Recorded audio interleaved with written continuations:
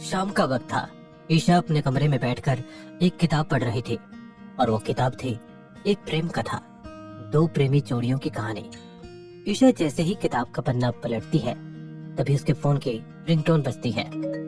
तकिए के पास रखे फोन की तरफ देखते हुए ईशा खुद से कहती है, आज जूही कॉल क्यों कर रही है? रिसीव करके देखती हूँ, शायद कुछ काम हो। ईशा जूही का कॉल उठाती है और बोलती है, हाँ जूही बोलो, क्या काम है? कॉल में दूसरी तरफ जूही बहुत ही एक्साइटमेंट के साथ कहती है, यार ईशा तुझे पता है ना, आजकल सिनेमा हॉल में बॉबी देओल की मूवी लगी हुई है, तो चलना आज शाम उसे देखने चलते हैं यार। बॉबी देओल का क्या कमबैक हुआ है, उस मूवी में सब जोरों शोरों से उसकी तारीफ कर रहे हैं। मुझे बहुत ज्यादा क्यूरियोसिटी हो रही है यार उसे देखने की। तो चल रही है ना, मैं टिकट बुक करवा लूं? बेड के ऊपर बैठी ईशा का मन मूवी देखने जाने का नहीं हो रहा था। वो हल्की आवाज में कहती है, यार जूही मेरा मन कहीं जाने का नहीं हो रहा है, तू रहने दे, फिर कभी चले जाएंगे। यार देख ऐसा क्यों बोल रही है, मैंने सिर्फ तुझे ही बोला था, मैं और किसी से थोड़ी ना कह रही हूँ। चलना, बहुत एंजॉय करेंगे। लेकिन यार मेरा जाने का मन नहीं हो रहा। देख ईशा, तू नहीं जाएगी तो मैं भी नहीं जाऊंगी। तू आ रही है या नहीं? मैं तुझे कभी बोलूंगी भी नहीं उसके बाद, देख लेना। यार तू भी ना बहुत इमोशनल ब्लैकमेल करती है। चल ठीक है, पहुंचती हूँ कुछ देर में। ईशा अपनी दोस्त जूही के साथ मूवी जाने के लिए तैयार हो जाती है। कुछ देर बाद ईशा रेडी होती है और अपनी कार निकालकर जूही के घर के पास पहुंचती है। गेट के पास पहुंचने के बाद ईशा अपनी कार का हॉर्न जोर जोर से बजाने लगती है। तभी अंदर से काले रंग की कुर्ती पहने, अपने बालों को बिखेरते हुए जूही होठों पर लाल रंग की लिपस्टिक लगाते हुए घर के दरवाजे के बाहर आती है। जूही को देखकर ईशा गाड़ी से उतरती है और कहती है, ये आज इतना सज धज के कोई और भी आने वाला है क्या? दिमाग ठीक है तेरा? कोई और क्यों आएगा भला? और कौन आएगा? क्या पता तेरा बंदा आ रहा हो। तो सच में पागल हो गई है। ब्रो सिंगल हूँ मैं, कौन सा बंदा आएगा? तू अपना देख, कहीं तेरा बंदा वहाँ किसी और के साथ में ना बैठा हो। हाथ में पॉपकॉर्न और चिप्स पकड़ के कंधे में हाथ डालकर इतना कहकर जूही जोर जोर से हंसने लगी और ईशा का हाथ पकड़कर उसे कार की तरफ ले जाती है।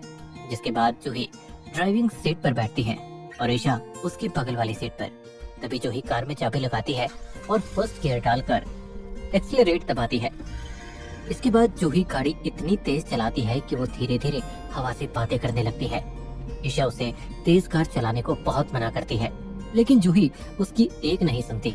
जूही हाईवे में इतनी तेज गाड़ी भगाने लगती है कि कोई अगर गलती से उसके सामने आ जाए तो पल भर के लिए भी एक सांस ना ले पाए, सीधा मौत के घाट उतर जाए। जूही आराम से गाड़ी चला, मैं कह रही हूँ ना तुझे, गाड़ी आराम से चला, तेरा दिमाग तो ठीक है। जूही ईशा की कोई बात नहीं सुनती और हंसते हुए बोलती है, चिल डूड, कुछ नहीं होता। और देखते ही देखते वो दोनों एक बड़े से सिनेमा हॉल के पास पहुंचते हैं, जहां बाहर से ही बड़े बड़े पोस्टर्स में रणबीर कपूर की पिक्चर लगी हुई थी। दोनों कार से उतरते हैं और सबसे पहले Isha cold drink, chips, popcorn ये सब कुछ खरीद कर एक कैरी बैग में रखती है। जिसके बाद जूही काउंटर से मूवी के टिकट खरीदती है और दोनों दोस्त बहुत ही खुश होते हुए सिनेमा हॉल के अंदर एंटर करते हैं और ढेर सारी कुर्सियों में वो लोग किनारे की कुर्सी में बैठ जाते हैं। करीब 10 मिनट बाद मूवी की शुरुआत होती है। पूरे सिनेमा हॉल में जोर जोर से हल्ला होने लगता है। सभी लोगों की एक्साइटमेंट भरपूर नजर आ रही थी।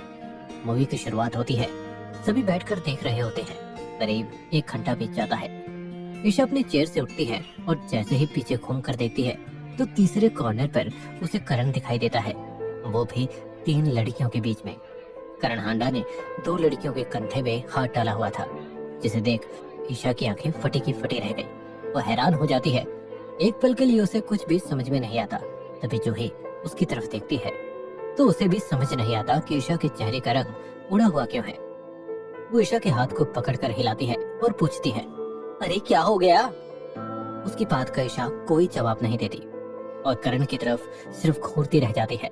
तभी जूही भी अपनी चेयर से उठती है और वो भी उस तरफ देखती है, जिस तरफ देखकर ईशा की आंखें खुली की खुली रह गई थी। करण हांडा को उन लड़कियों के साथ देख जूही के मुंह से निकलता है, ओह माय गॉड, कितना बेकार आदमी है। इतना बोलकर जूही ईशा की तरफ देखती है ईशा की आंखों से आंसू निकलने लगते हैं। तभी ईशा चेयर से बाहर निकलती है और करण के सामने जाकर खड़ी होती है। अचानक ईशा को अपने सामने देख करण खुद भी हैरान हो जाता है। उसके मुंह से एक शब्द नहीं निकल पाता। तभी ईशा बहुत गुस्से में कहती है, करण, मुझे तुमसे ये उम्मीद नहीं थी। कितने वाहियात और घटिया किस्म के इंसान हो तुम। आज के बाद मुझे अपनी शक्ल मत दिखाना और दोबारा मेरे पास आने की गलती से भी कोशिश मत करना। गुस्से में इतना सब बोलकर ईशा सिनेमा हॉल से बाहर आने लगती है कि तभी करण उसको पीछे से आवाज लगाता है, ईशा, सुनो मेरी बात, सुनो। लेकिन ईशा उसकी एक नहीं सुनती और अपनी दोस्त जूही को लेकर सिनेमा हॉल से चली जाती है। बाहर जाने के बाद ईशा ड्राइविंग सीट पर बैठती है। तभी जूही उससे बोलती है, डोंट वरी ईशा, इन लोगों का काम ही यही है, छोड़ दो उसे, यू डिजर्व बेटर पार्टनर। हाँ, बिल्कुल सही बोल रही है तू जूही, आज के बाद मैं इसे कभी नहीं मिलूंगी। वो तो अच्छा हुआ मेरी आंखें खुल गई, तो मुझे यहाँ लेकर आ गई, वरना ये तो मेरी पीठ पीछे ना जाने क्या क्या कर रहा होता और मुझे कभी भनक तक नहीं लगती। इतना कहकर ईशा जूही को उसके घर छोड़ती है और कार ड्राइव करके अपने घर आती है। इसके बाद वो चुपचाप अपने कमरे में जाती है। तभी दूसरी तरफ से करण हांडा के कॉल पर कॉल आ रहे थे।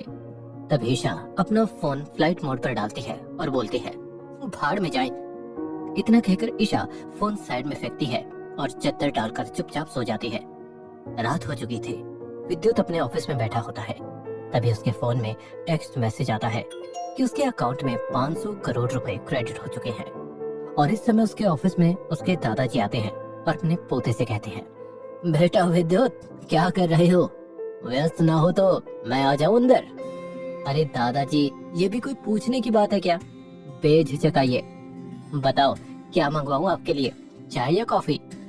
दादाजी धीरे धीरे कदमों से चलकर ऑफिस के अंदर आते हैं और चेयर पर बैठकर कहते हैं, विद्युत बेटा, तुम्हारे अकाउंट में 500 करोड़ रुपए क्रेडिट हुए होंगे। हाँ दादाजी, थोड़ी देर पहले ही मैसेज आया था। आपने डलवाए है क्या? हाँ बेटा, मैंने ही डलवाए हैं। उन 500 करोड़ से तुम्हें 5000 करोड़ बनाने हैं और यही तुम्हारी असली परीक्षा है। मुझे तुम पर पूरा भरोसा है, तुम इस बिजनेस को अच्छी तरह से संभाल लोगे। बहुत भरोसा करके दिसंबर ने विद्युत को पैसे दिए होते हैं। एक तरह से वो विद्युत की परीक्षा लेना चाहते हैं कि वो आने वाले भविष्य में उस कंपनी को संभालने लायक है या नहीं। फिर दोनों दादा और पोते ऑफिस से निकलकर घर चले जाते हैं।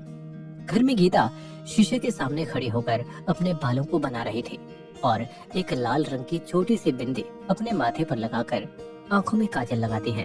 तभी उसके पीछे से प्रकाश आकर उससे कहता है, जिस तरह से तुम बैठी हुई हो, ठीक ऐसा ही सीन फिल्मों में भी होता है। ऐसे ही हीरोइन रात के समय पर आईने के सामने अपने साजन के लिए सज रही होती है। आंखों में काजल लगाती है, बालों में गजरा, माथे पर चांद सी बिंदिया बिठाती है और अपनी जुल्फों में अपने शौहर को फंसा लेती है। ठीक ऐसा ही सीन बनाया जाता है फिल्मों में, है ना? तुमने भी देखा होगा काफी मूवीज में। प्रकाश की बात सुनकर गीता उसकी तरफ देखकर हल्का सा मुस्कुराती है और कहती है, आपको बिजनेसमैन नहीं डायरेक्टर होना चाहिए था। अपने लिए डायरेक्टर शब्द सुनते ही प्रकाश की आंखें चमक जाती हैं और उनके मुंह से निकलता है, वैसे तुम्हें एक बात आज तक पता नहीं होगी, मैं कॉलेज टाइम पर फिल्म डायरेक्टर बनना चाहता था, बड़ी बड़ी हिट फिल्में देना चाहता था और बॉलीवुड की दुनिया में एक बादशाह बनना चाहता था, लेकिन किस्मत से बिजनेस में घुस गया। प्रकाश की इस बात को सुनकर गीता जोर शोर से हंसने लगती है। वाह वाह डायरेक्टर साहब जी, तभी मैं कहूँ आपने मुझे देखकर इतना गजब का सीन कैसे बना दिया। मतलब आपके अंदर का डायरेक्टर अभी मरा नहीं है। चलो मुझे किसी फेमस हीरो का डायलॉग ही सुना दो फिर।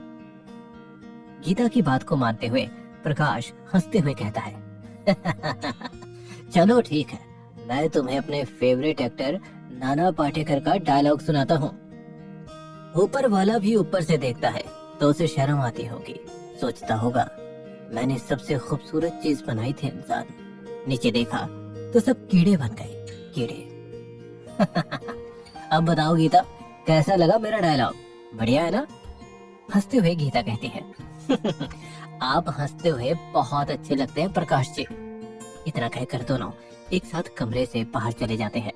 वहीं दूसरी तरफ मनारा को पता चलता है कि विद्युत को 500 करोड़ रुपए मिले हैं, वो भी गिफ्ट में। उसके अंदर आग लग जाती है। वो इस बात से बहुत चिढ़ने लगती है और भागकर अपनी माँ के कमरे में जाती है और जोर से दरवाजा खोलकर अपनी माँ से ऊंची आवाज में कहती है, मेरा दिमाग खराब हो चुका है माँ। उस बुढ़े ने, जिसे हमने फैक्ट्री में बंद किया था, उसने उस अय्याश विद्युत को 500 करोड़ रुपए दे दिए, वो भी गिफ्ट में। मनारा की बात सुनते ही उसकी माँ आश्चर्य से अपने हाथ में पकड़ी मैगजीन को छोड़ते हुए कहती है, क्या ये क्या कह रही हो तुम? दिमाग तो ठीक है तुम्हारा? सच बोल रही हूँ मैं। उस बुढ़े ने 500 करोड़ दिए हैं। मैं उस बुढ़े को मौत के घाट उतार दूंगी। मैं मार दूंगी उस बुढ़े को। वो मेरे हिस्से का पैसा उस विद्युत के ऊपर लुटा रहा है। बेहद गुस्से में मनारा की माँ बेड के ऊपर से उठकर कहती है, उस दिसंबर ओबरॉय का कुछ तो करना ही होगा, उसे सबक सिखाना ही होगा। मैं अभी तुम्हारे पापा से बात करती हूँ। लेकिन उनका एक दुश्मन और है, करण हांडा, और वो अपने प्यार के लिए पागल है। उसके लिए कुछ भी कर सकता है। इसी चीज का हम फायदा उठाएंगे और उस दिसंबर को करण के हाथों ठिकाने लगा देंगे। इतना बोलकर मनारा की माँ उस कमरे से निकल जाती है और सीधा अपने भाई के पास पहुंचती है। दूसरी तरफ खाने के टेबल पर प्रकाश, दिसंबर ओबरॉय, विद्युत और उनका पूरा परिवार खाने के लिए बैठा होता है।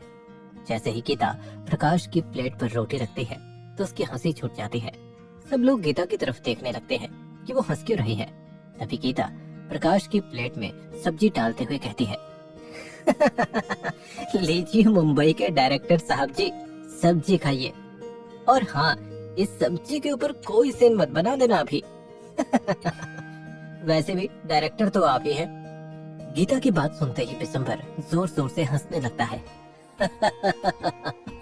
बेटी, तुम्हें भी पता चल गई वो कॉलेज वाली बात? ये वही प्रकाश है जो कभी डायरेक्टर बनने के लिए अपने कॉलेज टाइम में फालतू के सीन बनाता था। तभी विद्युत और दादाजी एक साथ हंसते हैं। अभी विद्युत हंसते हुए कहता है, बड़े मजे की बात है। जो बिजनेसमैन बनने के पीछे पागल है, वो कभी फिल्म डायरेक्टर बनना चाहता था और बन गया बिजनेसमैन। पूरे परिवार में बहुत ही खुशी का माहौल छा जाता है। सभी लोग हंसते हुए आपस में खाना खाते हैं और डिनर करते हैं। दादाजी के लौट आने से उनके परिवार में एक रौनक सी आ चुकी थी। लेकिन क्या मनारा और उसकी माँ ये खुशियाँ देख पाएंगी? क्या करेगी मनारा और उसकी माँ विद्युत के दादाजी के खिलाफ? जानने के लिए सुनिए किंग बाय चांस का अगला एपिसोड।